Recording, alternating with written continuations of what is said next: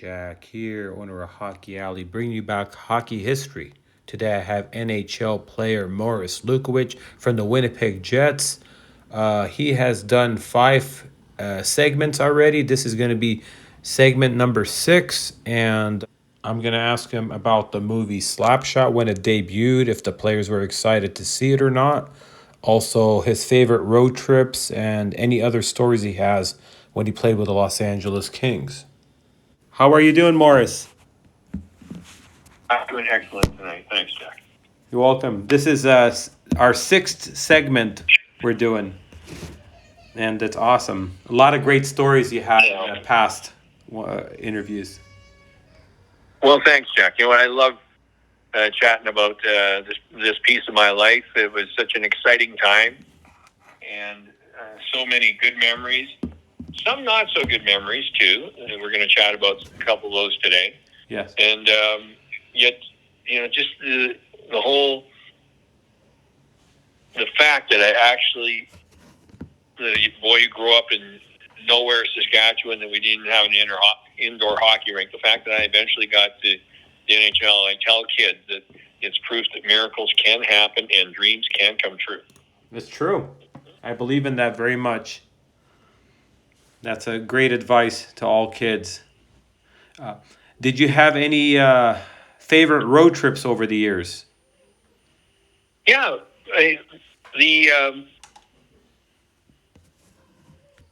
one of the favorite road trips I had was in the WHA. Was when we would go to Birmingham. Birmingham was just a very, very wild place to play. My very first time, it was against the Birmingham Bulls. Mm-hmm. And the first time I was actually there for a game, I didn't play. I didn't dress. As a rookie, I didn't dress for the first 11 games. And yet I just went out and practiced and waited for my opportunity to play. And actually, the coach, general manager Bill Deneen, one time asked if I wanted to go to Oklahoma City, and I said no. I wanted to stay there and learn from Gordy Mark and Marty Howe. And then when I would get my chance, I would get out there and I would give my very best effort.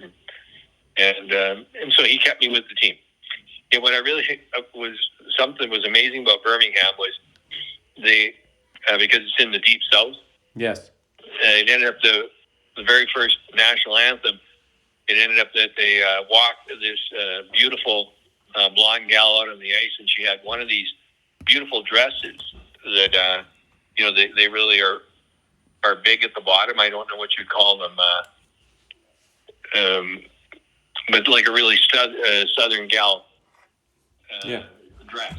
And it ended up that the announcer said, "Would everybody please rise for the singing of our national anthem?" So everybody stood up, and then she went and she sang Dixie. Oh. She didn't sing the Star Banner. And when she started singing Dixie, the place erupted. Wow. There was about 15,000 people, and the place, literally, the roof just about blew off. And then it ended up that people sang Dixie that time, and I thought, wow, this is going to be a fun place to play hockey. Oh, yeah, and so she had that beautiful, I remember, blue Southern Belle dress with a nice bonnet on her head that was tied up underneath her chin, and oh my gosh, and she did a beautiful job of singing the Confederate national anthem. And so it was that was a very cool experience. So Birmingham, and you know what? There was actually a bar across the street that was incredible, and oh my gosh, after games I had a lot of fun in that bar. I forget what it was called, but it was the best bar I've ever been in the. Although there was one in Quebec City that was called La Concorde that was just about as good. And so it was packed house in Alabama. It's amazing, even 1970s that there was an interest down in the deep south for hockey. Well, there was there. Mm-hmm. It was the games were well attended, and at that time it ended up the Bulls did not have a very good team, but then they ended up getting the 6 baby Bulls. Mm-hmm. And there was Kenny Linsman, Rob Ramage, Gingras, were the other three? Cartsburg. There's two other. So they brought in these 6 young players, and boy, oh boy, that really, those guys they were all stars in the as time went on, and it really spruced up their team at that time. So, anyways, that was always a fun road trip. Yeah. Another fun road trip for me was to visit the original 6 buildings because I had grown up watching. So, like my first trip to Toronto, to walk in those front doors and walk down the hallways and see the pictures of all the teams on the walls. To my first time walking into the Forum in Montreal, which was like an absolute shrine. It was painted so beautifully with red and blue, and they had all the banners hanging up. So first time in Boston Garden. And Boston Garden was such a small rink, and the fans, the stands were kind of like, the people were like right on top of the players. Yeah. The very first time in Madison Square, where the music, like the anthem, was so loud, and the crowd was so loud. The only place, it was the most loud arena, tied with Chicago, because Chicago had an organ, and they had an organist that played the national anthem, and this organ was loud, and the crowd was loud, and so those two places were the loudest rinks. So it was so exciting to get to these original 6 buildings, and the last one would have been Detroit. I only played one game ever in the Olympia, and we talked about some of the quirks that was in that arena. Yeah. So those were some of my favorite road trips, was to get to those original, because they were really, each time, like walking into those buildings was literally like I had to pinch myself. Wow, was this really happening? And then to play in those buildings, it was just an absolute dream come true. Yeah, that's amazing. And when you played in Philadelphia at that time, was Kate Smith singing the anthems? Yeah, she was, and that was a big deal. The Flyers, they had a tough team also. Mm-hmm. We always played good in Philly, though. I always played good in Philly. Like, I got right into the mix right off the bat. As soon as the puck was dropped, I went over and made a clean check on somebody and waited for guys to drop the gloves and everything. And it didn't happen. I think that when we played Philadelphia, because we were one of the lower teams, I think all the guys in our team were thinking these were opportunities for them to rack up a whole bunch of points, and they were interested more in scoring than they were in fighting. Yeah, I want the points, absolutely. I want to ask you, in the warm-ups, what kind of music did they play back then? Because today's music is a lot of, I would say, like techno, I hear, and it's changed a lot. But what did you guys have for music back then, in that time area? Well, that's a good question. Really, I think it was just, the 70s hits and the 80s hits. Okay. Yeah.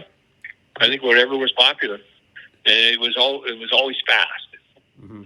I know that when something was played a lot was "We Are the Champions" by Queen, and that was just really loud, fast music. Do you guys choose the music for your home games? Because when I played juniors in Alberta, every team had the loudest music in their building, and everybody tried to top it. Like ours was AC/DC Thunderstruck, and another team had Motley Crue. Everybody had a song that they played in the beginning, and they cranked it so loud, but our arena wasn't the loudest. Did you guys have anything like that where, No, we didn't. Not that I remember in Winnipeg. It was, but one thing we did have we had a rule that the music had to go off at the top of the hour. Because we would typically go up for warm-up at 20 after. Mm-hmm. And so we had 20 minutes to not listen to music and to focus in. And so it was right on the top of the hour, the music would go off. Uh-huh. And there was some bitching and complaining about it. And yet it was, I would say it's easier to get ready for a game with the music turned off than it is to have it blaring. Yeah. Like a person, I found myself, I wanted to hear myself think. and I wanted to hear what other guys had to say in order to get a feel for how we were, if we were, whether we were ready to play or not. Mm-hmm.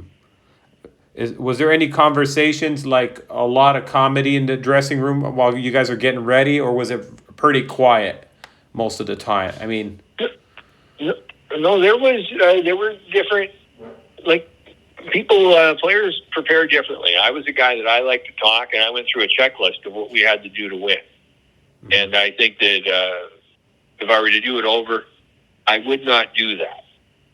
I would do less talking, and I would be more focused. And yet that was how I prepared. I was a guy that when I got a little bit nervous, I liked to talk. There's other guys that when they get a little bit nervous, they go quiet. Mm-hmm. So I was more an extrovert. Other guys were more introverted. And then we sometimes had situations that got out of hand. As a matter of fact, one year in Winnipeg, we had Danny Jeffrion come to us from the Montreal Canadiens. He was the son of Boom Boom Jeffrion. Oh, okay. Well, Danny was one of the funniest guys I have ever met in my whole life. And it was right about 20 minutes before, like when the music would go off, Danny would come into the dressing room, and he would have two hockey sticks, one in each hand, and he would come in and he would be on his knees on his shin pads, and he would be sliding through pretending that he was skiing.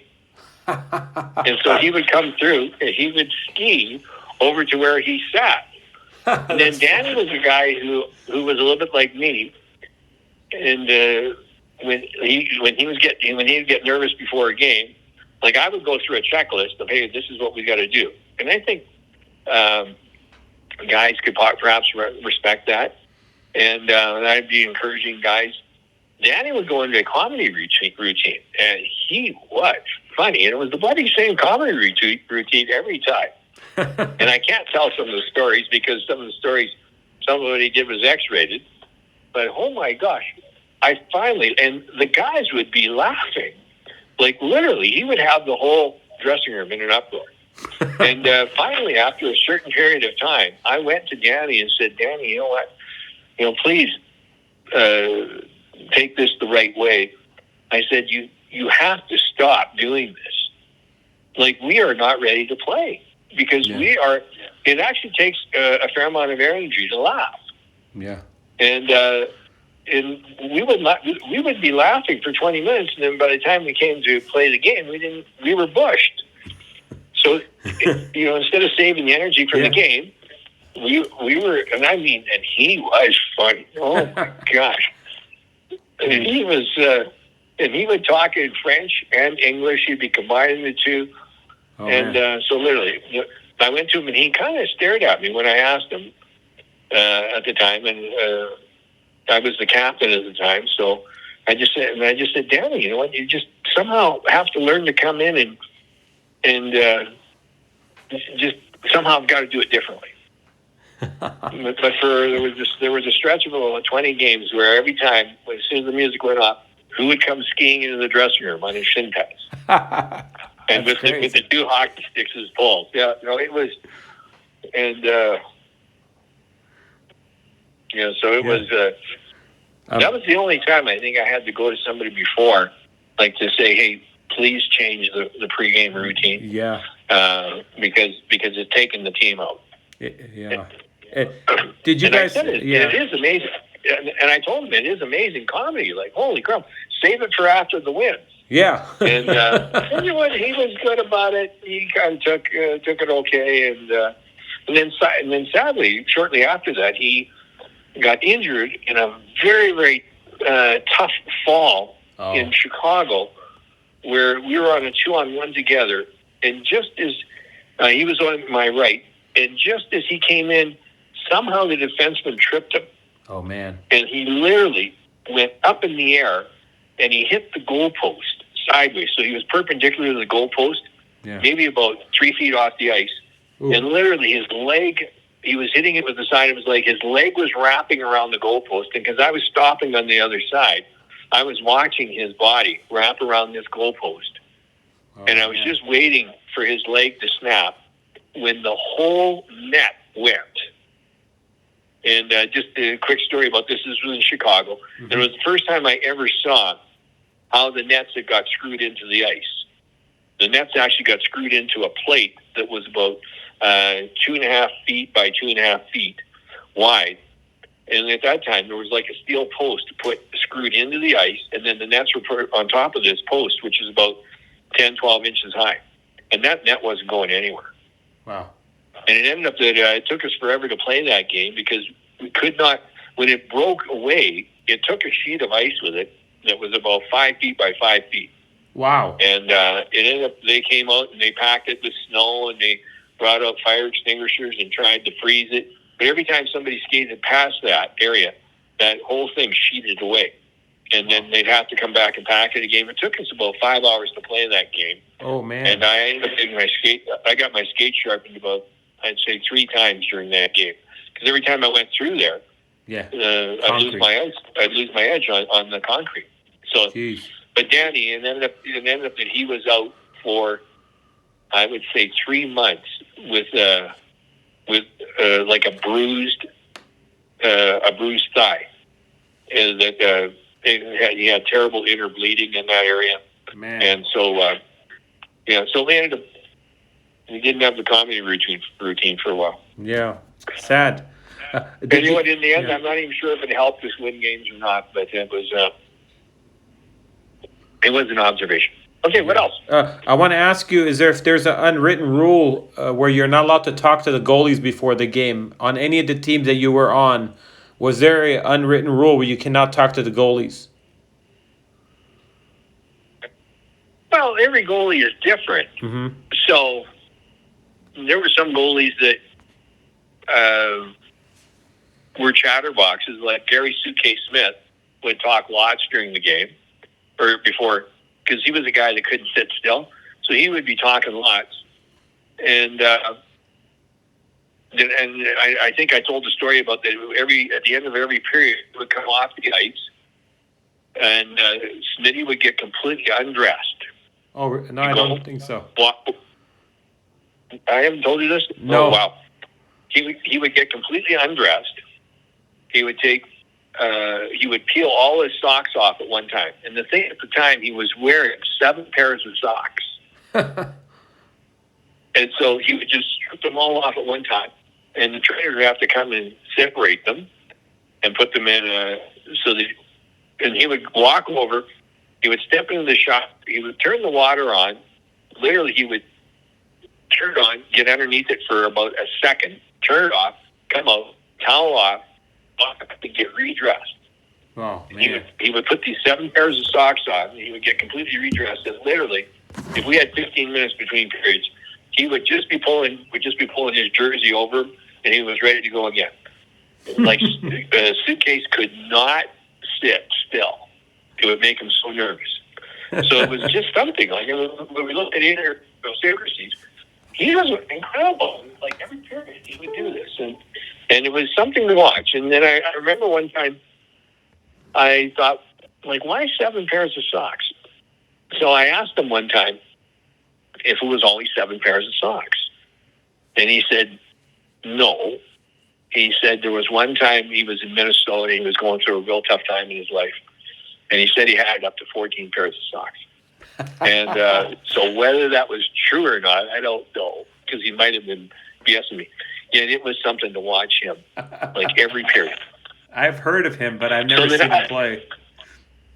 Yeah, and then we had some other goalies that, like we had one goaltender that he before every game, like he always had to get drunk the night before if he knew he was playing, and he would get obliterated, and then before the game, like we would be getting dressed, and all of a sudden we could hear him in the bathroom heaving his guts. He would be puking up and throwing up, and so that was an interesting one. And I believe we had maybe one goaltender where like he couldn't touch his equipment. Like if you walked by and you brushed his equipment, which was all spread out on the floor, like he'd go through the roof. It was like, what are you doing? Touched my equipment. It was like broke his chi energy or something. So so goalies, I mean, And there were some that were very quiet. There were some that chatted. It was just like everybody else. Yeah.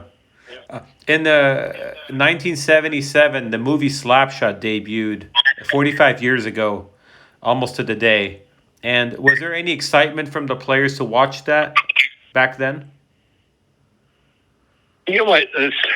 It's a long time ago. I actually I really loved the movie. I thought it was quite humorous. And the thing is, it was actually quite aligned with how hockey was. Mm-hmm. Like, hockey was brutal at that time. There was brawls. There was guys taking runs at each other, cheap shots like crazy. There were guys who had stick fights. There were fighting all the time, brawls all the time. So it actually was sort of quite accurate with, and I mean, that's how bad it was in the NHL. In the minor leagues, I believe it was even worse. Oh, yeah. So I think it was actually quite, although I never did see anybody take all their clothes off and skate around the ice just in their jock. That piece was different. Yeah. The Hanson brothers played in the NHL. Yes. Yeah. No, I was going to say the fact that the timekeeper, the organist in that movie got hit with a shot, and he was playing the organist, if you remember, and then he was wearing a helmet in the next scene. Yes. Well, yeah, there were sometimes, in warm-ups, there weren't any nets above the, at that time on the end. So when warm-ups were happening and a guy would come in and take a shot and the goalie would deflect it, there were people that were getting hurt in warm-up. Oh, yeah. Like, it was dangerous to be in the stands. It really had to be awake because there was the pucks were going into the crowd quite often. The glass was shorter too. The glass was shorter on the side, so it was warm-ups were dangerous. Yeah. And the Hanson brothers played in the NHL. Did you have any games against them or anything like that? Yes, well, actually, but you know what? They were actually the Carlson brothers in the NHL. Mm-hmm. There was Jack Carlson and there was Steve Carlson. Both played WHA and NHL.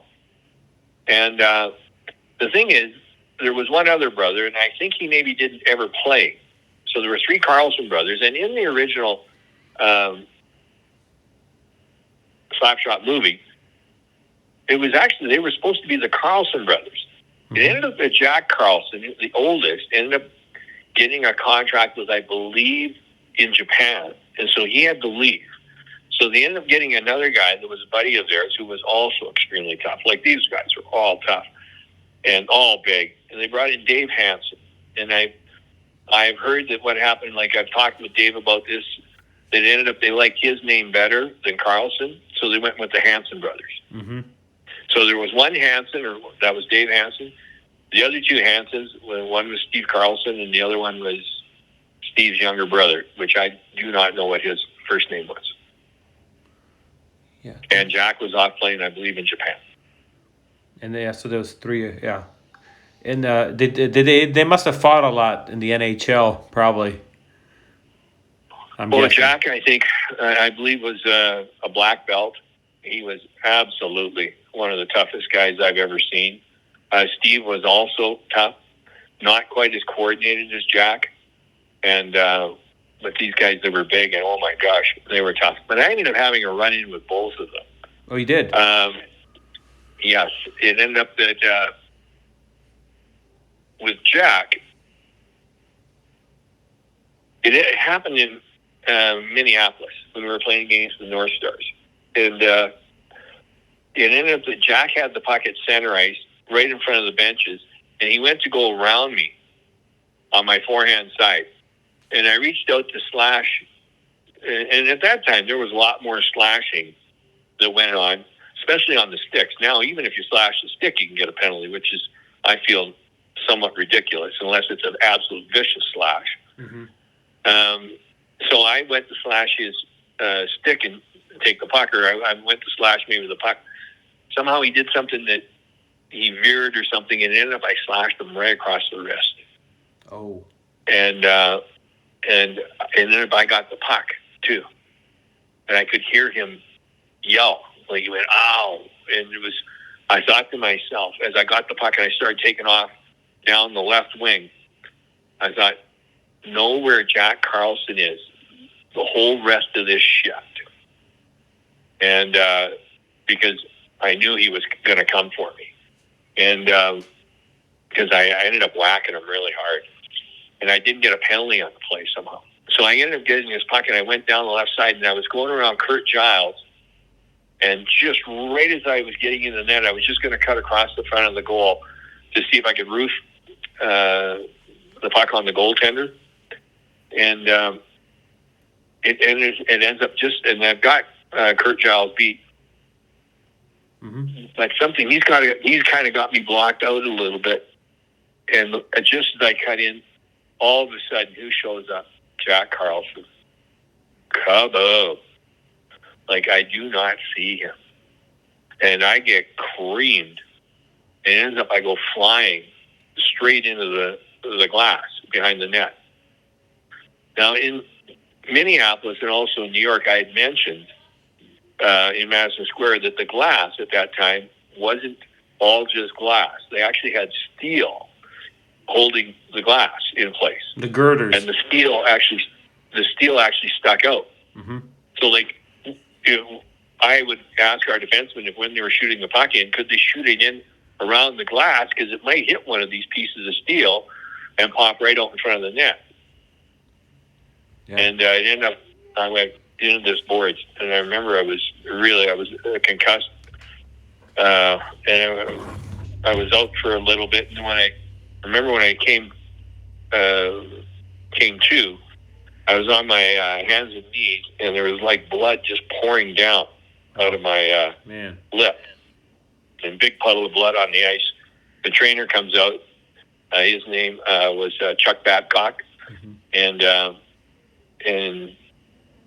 Chuck, he's got a towel, and he like I remember he puts his towel on my face, and he gets me to stand up after a little bit, and I remember he took the towel away from my face, and he went, and I could see, like, oh, it was.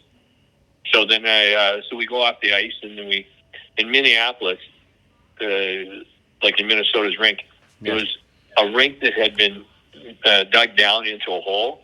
Yes. So in order to get back to this dressing room, which was on the main floor, we had to climb this flight of stairs.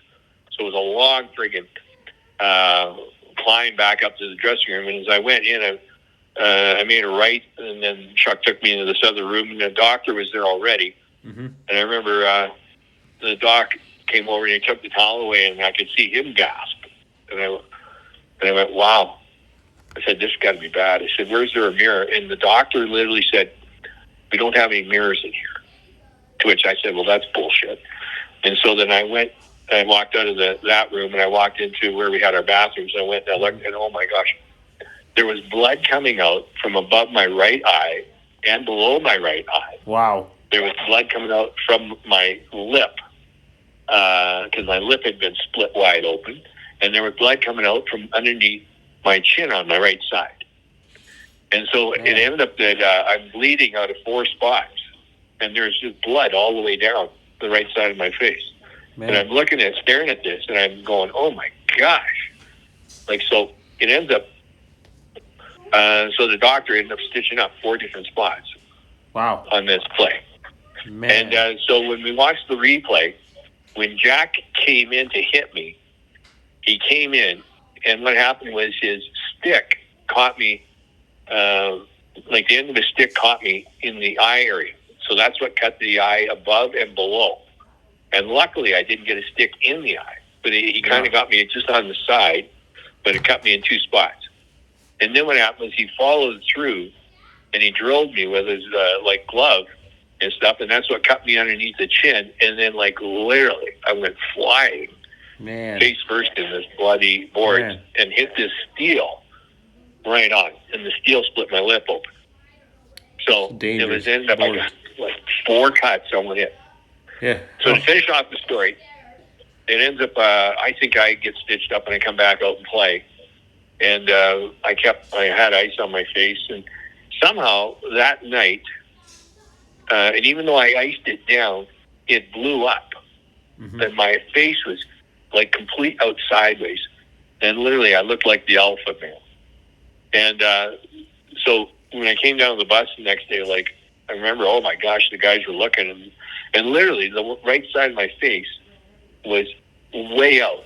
So as we were flying home from Minneapolis to Winnipeg, Yes. Dave Christian, who was a bit of a comedian, went and he got a pillowcase, and he took the pillow, and he took the pillow out, and he made a funny face on this pillowcase, and he cut eye holes out and a spot for my nose, and he brought this pillowcase and he put it over me so that it would stop scaring the other people who were on the flight, because it was ugly.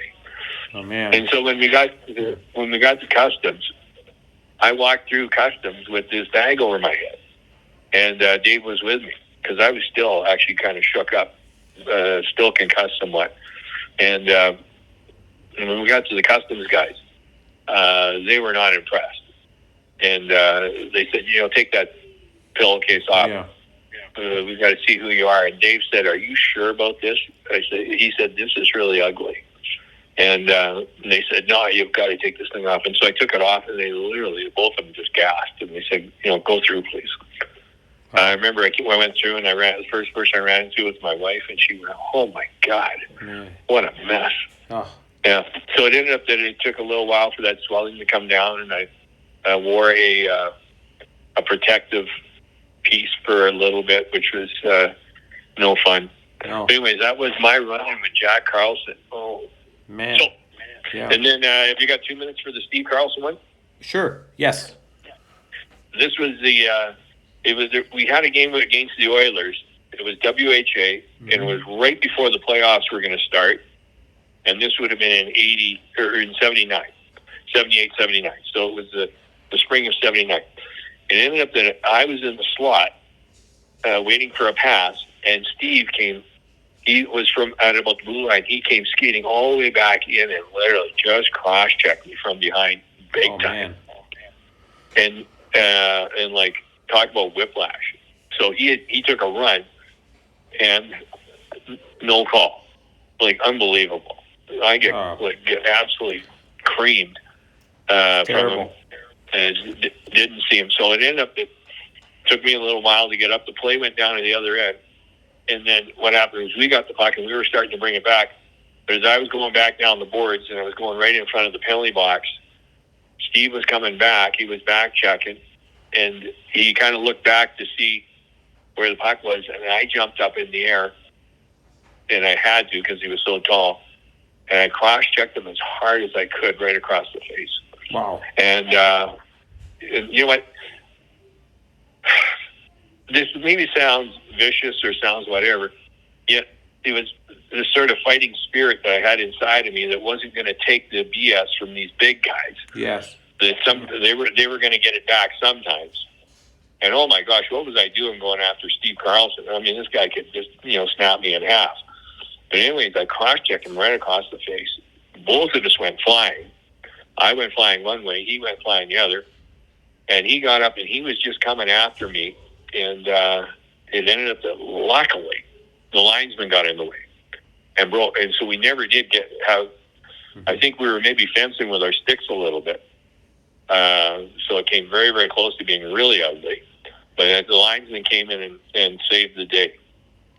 So it ends up that Edmonton wants to get me suspended. So I end up in a meeting with our commissioner of hockey, and I'm there with our assistant coach, Bill Sutherland, in this meeting, and they're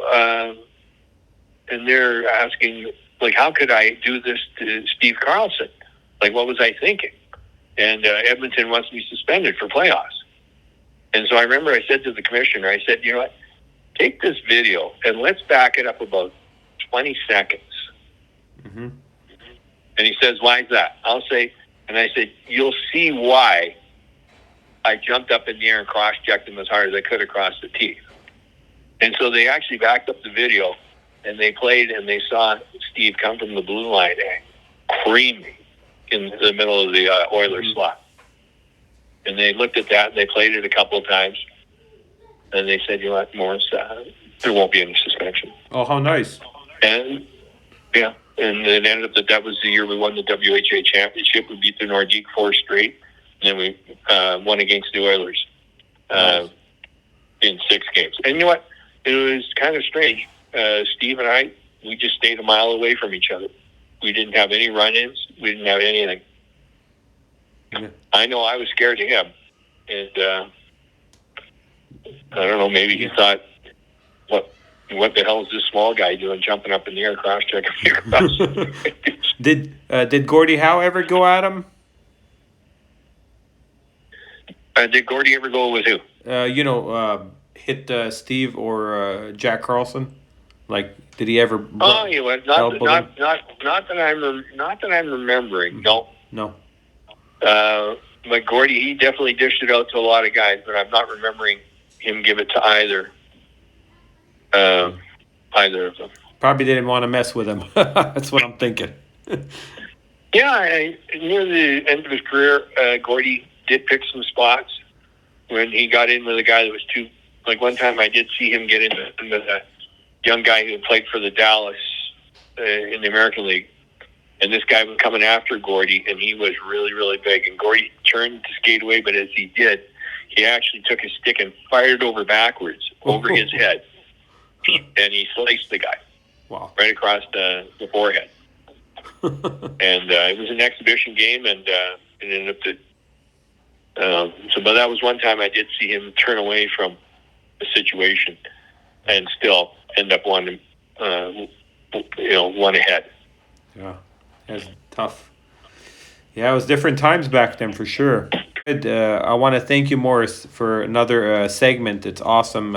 Great stories, and sorry to hear about what happened there. It's really rough and not good. Oh, everything happens for a reason. Uh-huh. And, the thing is I'd like to say thanks for giving me the opportunity to tell these stories, because these are things that, like, for the people who would have loved to have been in the NHL, I mean, these are things that, they just wouldn't have known about. No. Because these are all behind-the-scenes things. So I'm glad I've been able to tell these stories. Yeah, otherwise, definitely wouldn't have known anything of what happened. That's why I like to interview the players and interview you, and let people know how it used to be out there. Keeping the hockey history alive is very important for me, and to do that. Well, and you know what? Today's hockey is beautiful hockey. Oh my gosh, it's fast, it's strong, it's so many incredibly talented players. Yes. And yet at times I feel our hockey was more exciting. I have to agree. You know what, Bill? NHL playoff hockey, I love it when the referees put the whistles away, and then the playoff hockey is extremely exciting. It should always be like that. Any team that wins the Stanley Cup, like I think it is the toughest trophy to win. Oh yeah. Basketball's got to be tough too, and yet basketball, especially at playoff time, is not as physical as NHL hockey. No. But it's good that if the refs put the whistles away, the game gets really exciting. And the last best finals I saw, I have to say, is 1994 Rangers Canucks. That was the most exciting finals I have seen. Since then, it hasn't been the same. Wow, that's a long time ago. It was a war out there. Game 7, it was amazing. I mean, even all the games against New Jersey and the Rangers, that whole series, it was just a war. It was really good hockey, and I just haven't seen in one of those games when the Rangers beat Jersey, Messier scored 3 in the third, didn't he? Was it in one period, or was it for the whole? Yeah. I know you got an empty netter, but he guaranteed that they're going to score. They're going to win. Yeah, no, I think they won 3-2, and he scored 3 goals, I believe, in the third period. Yeah. I interviewed Mike Hartman the other day, and he played for the Rangers that year, and he said that when looking at Messier, he was just very confident they were going to win. and it was going into into that game. They knew they were going to win. Just a confident level. I was like, that's awesome to hear. Yeah. No, Messier was an amazing leader. Yes. Thank you, Morris, for everything. I'll talk to you soon. Okay, Jack. You have a great night. Thanks. You're welcome. Thanks everybody for listening. You're welcome. Bye-bye. Thank you.